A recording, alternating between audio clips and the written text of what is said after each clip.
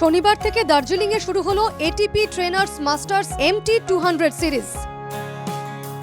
দার্জিলিংয়ের জিমখানা ক্লাবের কোর্টে প্রতিযোগিতা চলবে 2রা মে পর্যন্ত।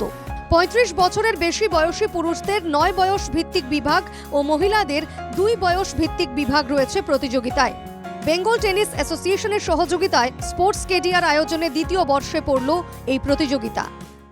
টার্কিতে, সুতরাং এই যে ইন্ডিয়ার ব্যাচ পড়ে ইন্ডিয়াকে ওয়ার্ল্ড চ্যাম্পিয়নশিপে রিপ্রেজেন্ট করা, এই টুর্নামেন্ট থেকে একটা গ্রেডিং টুর্নামেন্ট, এখান থেকে পয়েন্ট তৈরি হয়।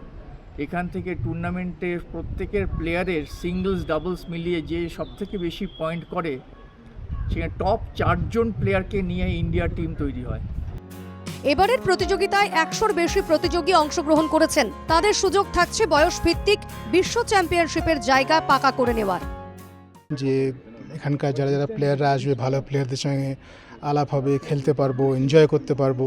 And the place is so beautiful. Darjeeling one is always willing যে কবে আসতে পারবো next time, that is we look forward to. Okay, my part of the job is we'll make the draws, the schedule, and we'll say the rules, regulation. That's all. I'll wish all the players all the best. Have a successful tour. প্রথমবারের Darjeeling masters থেকে অনেকেই বিশ্ব চ্যাম্পিয়নশিপে জায়গা করে নিয়েছিলেন। Tennis অ্যাসোসিয়েশনের আশা, এবারেও অনেকে বিশ্ব চ্যাম্পিয়নশিপে খেলার সুযোগ পাবেন।